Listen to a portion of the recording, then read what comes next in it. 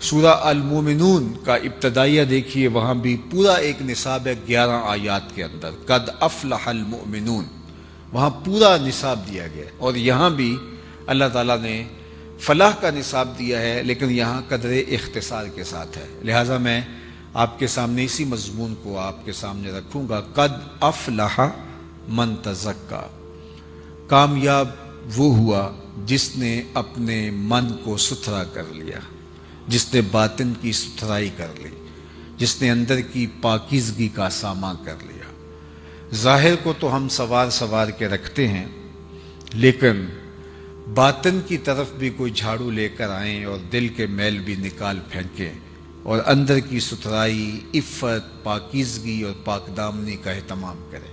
یہ ہمارا رب ہم سے متقاضی ہے، اس بات کا ہم سے میرے رب کا تقاضا ہے کہ ہم اپنے اندر کو ستھرا کر لیں۔ فلاح حقیقت میں اسی کا مقصوم ہے جس کی دنیا اور دین دونوں خوبصورت ہو گئے اور اس نے اپنے باطن کی طرف خاص طور پہ توجہ دی اور اپنا تزکیہ کیا۔ قد افلح من تزکا، کامیاب وہ ہوا جس نے اپنا تزکیہ کیا، جس نے اپنی صفائی کی، جس نے اپنے من کی پاکیزگی کے سامان کیے۔ حضرت عبداللہ بن عمر بن عاص رضی اللہ تعالی عنہ جلیل القدر صحابی ہیں، فرماتے ہیں کہ ہم حضور کی مجلس میں بیٹھے تھے، ہجوم عاشقاں تھا، تو اچانک حضور نے فرمایا کہ صحابہ اگر جنتی دیکھنے کا شوق ہے تو دروازے پہ دیکھو، جو پہلا شخص اب مسجد میں داخل ہوگا وہ جنتی ہوگا۔ تو کہتے ہم نے دروازے کی جانب دیکھا تو ایک بوڑھا بزرگ تشریف لایا، بائیں ہاتھ میں اس نے جوتا پکڑا تھا اور تازہ وضو کے آثار اس کے چہرے پہ حویدہ تھے۔ خیر مجلس اختتام کو پہنچی، ہم بھی گھروں کو لوٹ گئے اور وہ بھی واپس چلے گئے۔ دوسرا دن آیا، پھر مجلس جمی، پھر آقا نے دوبارہ ارشاد فرمایا کہ اگر کسی نے جنتی دیکھنا ہو تو دروازے پہ نظر رکھے، جو ابھی شخص دروازے سے مسجد میں داخل ہوگا وہ جنتی ہے۔ تو حضرت عبداللہ بن عمر کہتے ہیں میں نے سوچا کل تو وہ بزرگ تھے، دیکھی آج کچھ کون خوش نصیب آتا ہے، لیکن میں نے غور کیا تو وہی والے بزرگ، بائیں ہاتھ میں جوتا پکڑا ہے اور تازہ وضو کے آثار ان کے چہرے پہ حویدہ ہے۔ تیسرا دن ہوا تو حضور علیہ السلام نے پھر فرمایا اگر جنتی دیکھنے کا شوق ہے تو دروازے پر دیکھو، جو ابھی شخص داخل ہوگا وہ جنتی ہوگا۔ تو ہم نے دیکھا تو تیسرے دن بھی وہی بزرگ اسی حالت میں کہ بائیں ہاتھ میں جوتا اور وضو کے آثار چہرے پہ نمایاں مسجد میں داخل ہوئے۔ مجلس اختتام کو پہنچی، لوگ گھروں کو پلٹنے لگے تو وہ بزرگ بھی اپنے گھر کی جانب چل دیے۔ حضرت عبداللہ بن عمر کہتے ہیں میں ان کے پیچھے چل دیا اور میں نے کہا کہ میں کوئی 2-3 دن آپ کے ساتھ آپ کا مہمان بن کے رہنا چاہتا ہوں، اگر آپ مجھے اس کی اجازت دیں۔ تو اس نے کہا کوئی بات نہیں، آ جاؤ۔ فرماتے ہیں میری لالچ یہ تھی کہ میں دیکھوں اس کا عمل کون سا ہے۔ آقا کریم نے فرمایا جنتی دیکھنے تو دروازے پر، تو تینوں دن یہی برآمد ہوتے رہے، تو کوئی بات تھی نہ کہ جس کی وجہ سے حضور نے فرمایا تو کوئی خاص عمل ہوگا۔ تو کہتے ہیں کہ میں ان کے ہاں چلا گیا، خیر رات پڑی تو انہوں نے بستر بچھا دیا اور خود بھی ایک بستر پہ لیٹ گئے، اور مجھے یہ لالچ تھی کہ میں دیکھوں یہ عمل کون سے کرتے ہیں، لیکن وہ ساری رات سوئے رہے اور میں بظاہر تو یوں تاثر دیا کہ میں سو رہا ہوں، لیکن میں جاگ رہا تھا اور میں اس طاق میں تھا کہ دیکھوں کون کون سے ان کے اعمال ہیں، کیسی کیسی نمازیں ہیں، اذکار کیا ہیں، لیکن وہ ساری رات سوئے رہے الا یہ کہ جب وہ کروٹ بدلتے تھے تو اللہ کا نام لیتے تھے۔ خیر صبح ہوئی، نماز پڑھی، کھیتوں میں چلے گئے، ناشتہ کیا، اسی طرح دوپہر ہوئی، ظہر، عصر، مغرب، پھر اگلے دن میں نے ہو سکتا ہے کل میری وجہ سے انہوں نے اپنے معمولات ترک کر دیے ہوں، لیکن جو عادی ہو اس کے لیے روز ترک کرنا بڑا مشکل ہوتا ہے، چلو آج صحیح۔ تو اگلے دن پھر میں نے دیکھا تو کوئی خاص عمل نہیں تھا سوائے اس کے کہ جب کروٹ بدلے تو اللہ کا نام لے۔ پھر دن گزر گیا، پھر تیسرے دن پھر میں نے طاق میں رہا کہ میں دیکھوں، لیکن تیسرا دن بھی انہوں نے رات سو کے گزاری اور کوئی خاص معمول ان کا نہیں تھا۔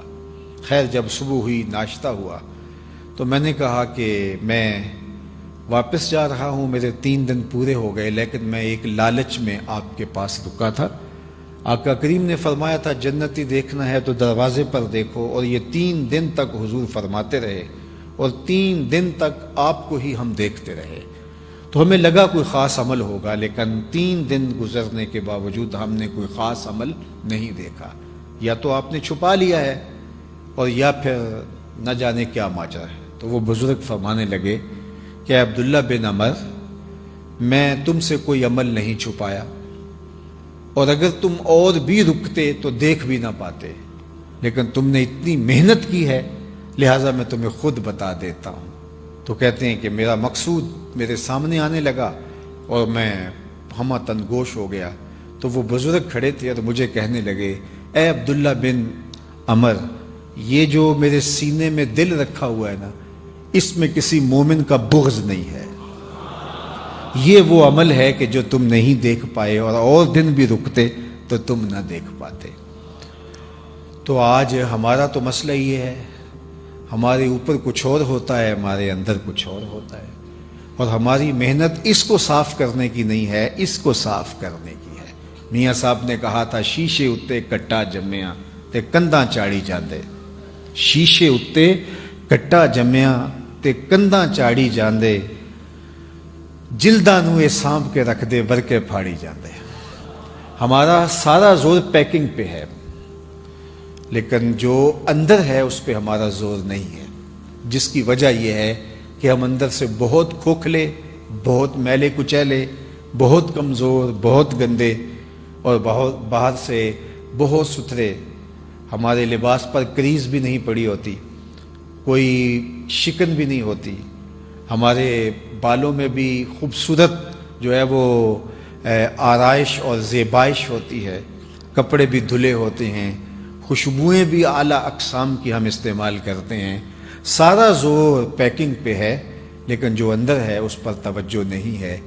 لیکن میرے رب نے کیا کہا، قد افلح من تزکا، کامیاب وہ ہوا جس نے اپنے اندر کو ستھرا کیا۔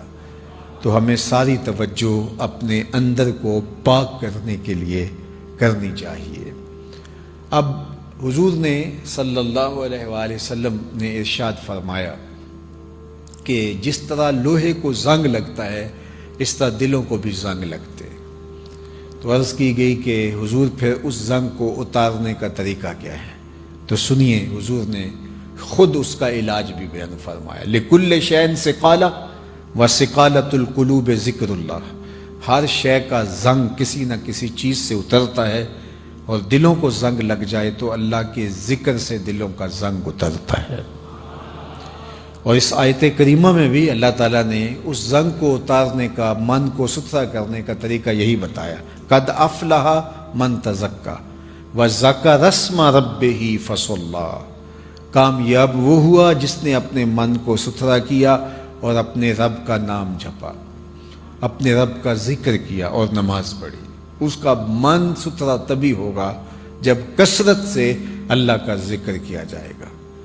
تو 4 چیزیں ہیں دلوں کے زنگ کو صاف کرنے کے لیے۔ ایک، کثرت کے ساتھ اللہ کا ذکر۔ دوسرا، حدیث پاک میں قرآن مجید کی تلاوت کا ذکر آتا ہے۔ قرآن مجید کی تلاوت یہ بھی ذکر کی ایک صورت ہے، اس سے دلوں کے زنگ اترتے ہیں۔ اور تیسری چیز دلوں کا زنگ اتارتی ہے کثرت کے ساتھ موت کی یاد، موت کا خیال مستحضر رہے کہ میں یہاں بیٹھ نہیں رہنا، تو اس سے دلوں کا زنگ اترتا ہے۔ اور چوتھی چیز جو کبریت احمر کا درجہ، سرخ گندک کا درجہ رکھتی ہے اور دلوں کے زنگ اتارتی ہے، وہ ہے صالحین کی صحبت، اچھے لوگوں کی صحبت، جن کو دیکھ کر تمہیں خدا یاد آئے، جن کی صحبت میں بیٹھ کے رغبت دنیا کم ہونے لگے اور رغبت آخرت بڑھنے لگے۔ ایسے لوگوں کی صحبت حضرت شیخ احمد مجدد الفسانی علیہ رحمہ فرماتے ہیں، کبریت احمر، سرخ گندک کی طرح ہوتی ہے، اور ایسے لوگوں کی صحبت کو غنیمت جاننا چاہیے اور وہ بھی دلوں کے زنگ اتارتی ہے۔ تو 4 چیزیں ضروری ہیں اپنے دلوں کو صاف کرنے کے لیے: کثرت کے ساتھ اللہ کا ذکر کرنا، قرآن مجید کی تلاوت کرنا، صالحین کی صحبت میں بیٹھنا، اور کثرت کے ساتھ موت کو یاد کرنا۔ فرمایا لذتوں کو توڑنے والی کو یاد کیا کرو۔ عرض کی حضور لذتوں کو توڑنے والی کیا ہے؟ قال الموت، فرمایا موت۔ تو موت لذتوں کو توڑتی ہے۔ تو سب سے پہلی چیز جو بیان فرمائی اور قرآن مجید میں تزکیے کے لیے جو نصاب دیا اس میں وَذَكَرَ اسْمَ رَبِّهِ، اور اپنے رب کے نام کو یاد کیا، اپنے رب کے نام کو جپا، اللہ کا ذکر کیا۔ اب ذکر کا لفظ آپ اور میں سنتے رہتے ہیں، تو ذکر ہے کیا؟ ذکر کسے کہتے ہیں؟ تو اس پر تو ایک تفصیلی گفتگو چاہیے، لیکن میرے خیال کے مطابق ذکر کی سب سے بہترین تشریح حضرت امام ربانی علیہ رحمہ نے کی ہے۔ حقیقت الذکر رفع الغفلہ، آپ فرماتے ہیں ذکر کی حقیقت یہ ہے کہ غفلت کا زائل ہو جانا، یعنی انسان کو ہر وقت یہ خیال مستحضر رہے، ہر وقت انسان اس سوچ میں رہے کہ میرا کوئی خالق ہے اور میں اس کا بندہ ہوں، اور غفلت کا زائل ہو جانا اور استحضار اس کا رہنا، یہ ذکر ہے۔ تو یہ اگر کسی کو نصیب ہے تو پھر وہ اللہ جل شانہ کے احکام کی پیروی لازمی کرے گا۔ ایسے نہیں ہو سکتا کہ اس کو حکموں کو نظر انداز کرے، جب اس کو یہ خیال مستحضر رہے گا کہ وہ میرا رب ہے اور میں اس کا بندہ ہوں، اور کبھی بھی اس خیال سے، اس سوچ سے، اس فکر سے غافل نہیں ہوگا، اور یہ ہر وقت مستحضر رہنا چاہیے۔ اٹھ دی بیندی ٹر دی پھر دی، ستیاں تے جاگ دی، نام جھپ دی رو تے کھپ دی، ویخ سر اس راگ دی، نام جھپیاں قرب ملدا، نام دی کر پوری سام، شیشی وچ کستوری جے کر پھر ضرورت کاگ دی۔ یہ سب کچھ اندر ہی ہے، یہ بدن کے اندر، تمہارے جسم کے اندر سب کچھ رکھا گیا ہے، اس لیے اس کا نام لوگے تو وہ جس طرح کستوری کا مزاج ہوتا ہے کہ اس کو جتنا رگڑتے اتنی خوشبو پھیلتی ہے، تو کثرت سے اس کا نام لوگے تو اللہ کی یادوں کی خوشبو پھیلے گی۔ اندر بوٹی مشک مچایا اتے جہاں پھلاں تے آئی ہوں، یہ وہی کیفیت ہے کہ کثرت کے ساتھ اس کا ذکر کیا جائے۔ فرمایا ذاکر اللہ فی الغافلین کشجرۃ الخضراء فی وسط الحشیم، غافلوں میں اللہ کا ذکر کرنے والا ایسے ہے جس طرح سوکھی سڑی گھاس کے اندر شجر سایہ دار ہوتا ہے، جھاڑیوں کے اندر کانٹے دار جھاڑیوں ہوں اور کوئی سایہ دار درخت ہو تو اس کی جو اہمیت جنگل میں ہوتی ہے، غافلوں میں اللہ کا جو ذاکر ہے، حقیقی معنی میں ذاکر، اس کی کیفیت وہی ہوتی ہے۔ تو اس لیے ہم اگر اپنے باطن کا تزکیہ کرنا چاہتے ہیں، اندر کو صاف کرنا چاہتے ہیں، تو کثرت ذکر کے ساتھ ہم دل کی صفائی کر سکتے ہیں۔ حضرات صوفیہ کہتے ہیں کہ جب کوئی بندہ ایک مرتبہ کہتا ہے اللہ، تو اللہ تعالیٰ اس کی طرف 70 بار نظر رحمت سے دیکھتا ہے، اور جب وہ نظر رحمت سے دیکھتا ہے تو بندے کے کتنے گناہ جل کے راکھ ہو جاتے ہیں۔ تو اس لیے اگر کوئی چاہے کہ میرا دل ستھرا ہو جائے تو وہ کثرت کے ساتھ اپنے رب کا ذکر کرے۔ پھر اس کے بعد فرمایا فصلی، اور نماز پڑھے۔ نماز بھی ذکر کی ایک صورت ہے، اقم الصلاۃ لذکری، فرمایا کہ میری یاد کے لیے نماز پڑھو۔ یاد اللہ کے حضور حاضری ہے نماز، اور استحضار قلب کے ساتھ نماز انسان کے دل کے زنگ کو اتارتی ہے۔ اس لیے جو شخص اللہ جل شانہ کا ذاکر ہوگا وہ کبھی بھی نماز سے غافل نہیں ہو سکتا، کبھی ممکن ہی نہیں ہے کہ اس سے یہ چھوٹ جائے، اس لیے کہ اس کا حکم میرے اللہ نے دیا ہے۔ سالک کو ابتداءً وہ حظ، وہ لطف، وہ کیفیت نصیب نہیں ہوتی، لیکن اس سے کوئی فرق نہیں پڑتا، اللہ کا حکم سمجھ کے جب بندہ ادا کرتا ہے۔ میرے اور آپ کے آقا و مولا نے ہمیں جو حکم دیا وہ یہ تھا، صلو کما رأیتمونی اصلی، صلو کما رأیتمونی اصلی، جس طرح تم مجھے نماز پڑھتے ہوئے دیکھتے ہو ایسے نماز پڑھو۔ یہ نہیں کہا کہ جس طرح میں نماز پڑھتا ہوں ایسے نماز پڑھو، پھر تو مشکل ہو جاتا کہ کون اس طرح نماز پڑھے جس طرح حضور پڑھتے ہیں صلی اللہ علیہ وآلہ وسلم. کہا جس طرح تم مجھے پڑھتا ہوا دیکھتے ہو تم اس کی نقل.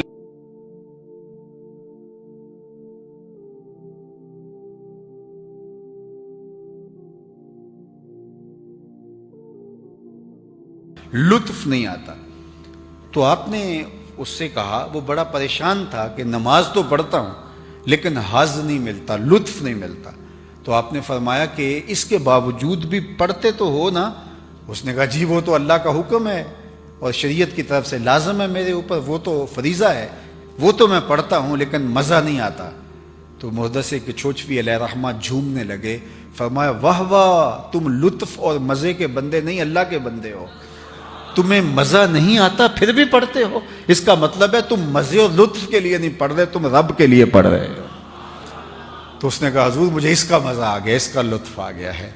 تو بعض کا تو ایسا ہوتا ہے کہ بندہ کہہ رہا ہے کہ یار میں پتہ نہیں میری نماز قبول ہے کہ نہیں، ٹکرے مار رہا ہوں، وہ کیفیت ہی نہیں ہے.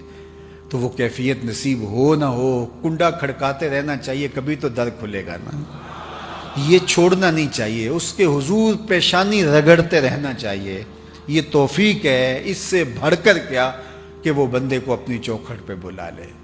لیکن ہم نے دیکھا ہے کئی باشعور لوگ، ان سے گفتگو کرو سیاست پر، ان سے گفتگو کرو معاشرت پر، اقتصادیات پہ بات چلے یا جغرافیے پہ گفتگو ہو، انسانی اخلاقیات اور اقدار پہ بات ہو یا کسی موضوع پہ، لگتا ہے کہ یہ اس دور کا افلاطون ہے. لیکن ہم دیکھیں گے کہ نماز کا وقت ہوگا تو چپکے سے کھسک جائے گا. تو یہ اتنی سی بات اس کو سمجھ نہیں آتی. تو یہ اللہ کی توفیق سے ممکن ہوتا ہے، جس کو وہ چاہتا ہے اس کو اپنی چوکھٹ پہ بلا لیتا ہے. جس زمانے میں بڑی گہما گہمی ہوتی تھی اسٹیشن کے اوپر، تو لاہور اسٹیشن کے سامنے ایک مسجد ہے. تو عصر کی نماز کا وقت تنگ ہو رہا تھا اور کلی نے سامان اٹھایا ہوا تھا بڑا پکا نمازی. تو جب مسجد کے قریب سے گزرنے لگا، میکلوڈ روڈ پہ کہیں اس نے جا کے سامان دینا تھا، تو جس کا سامان اٹھایا تھا اسے کہا کہ 2 منٹ لگیں گے، اگر تم کہو تو میں نماز پڑھ لوں، وقت تنگ ہو رہا ہے. اس نے کہا ٹھیک ہے، سامان رکھا. اب وہ بابا جی اندر نماز پڑھنے لگے. نماز تھوڑا جو ہے وہ بڑے سکون سے پڑھتے تھے. تو 4 رکعتیں بڑے سکون سے پڑھی. اور یہ بار بار وہ جہاں جوتے اتارتے ہیں وہاں سے جا کے اندر جھانکتا ہے کہ بابا جی ابھی آئے نہیں ہیں. تو خیر بابا جی نے سلام پھیرا اور اس کے بعد تسبیحات فاطمہ پڑھنے کا بھی ان کا ذوق تھا، تو وہ جلدی جلدی پڑھنے لگ گئے. اس کے صبر کا پیمانہ چھلک گیا، کافی دیر سے انتظار کر رہا تھا. تو اب یہ تھوڑا سا اندر کی طرف جھانک کر کے کہتا ہے بابا آ بھی جاتے نو کیڑی شے باہر نہیں آن دیندی. تو بابے نے پیچھے پلٹ کے دیکھا تو وہی صاحب تھے. کہا پتر جڑی شے تینوں اندر نہیں آن دیندی. تو یہ اس کی توفیق ہو تو سجدے کی توفیق ملتی ہے. ورنہ ہم نے دیکھا ہے جنازوں کے موقع پر مسجد کے قریب سے جنازہ اٹھ رہا ہوتا ہے اور ظہر کے فوراً بعد جنازہ ہے اور وہاں سے قبرستان لے جانا ہوتا ہے، اور کچھ لوگوں نے وضو بھی رکھا ہوا ہوتا ہے، لیکن اس کے باوجود بھی اندر باہر ٹہل رہے ہوتے ہیں. اندر نماز کی فرض عین پڑھنے کی توفیق نہیں ہوتی اور فرض کفایہ پڑھنے آئے ہیں. تو اس کا مطلب کیا ہے؟ اللہ توفیق ہی نہیں دیتا. میرے والد گرامی سے کسی نے کہا حضور میں نماز پڑھنا چاہتا ہوں، صبح جاگ نہیں آتی. فرمانے لگے ارادہ پکا ہو تو نیند نہیں آتی، تم کہتے ہو جاگ نہیں آتی. صبح سبزی منڈی جانا ہو تو جاگ آ جاتی ہے. فرمایا کرتے تھے کچہریوں میں تاریخ ہو تو جاگ آ جاتی ہے، نماز کے لیے جاگ نہیں آتی. تو یہ ہمارے اندر کی کمزوریاں ہیں، ورنہ ایسا ہو نہیں سکتا کہ مالک کے حضور سجدہ ریزی سے انسان رک پائے.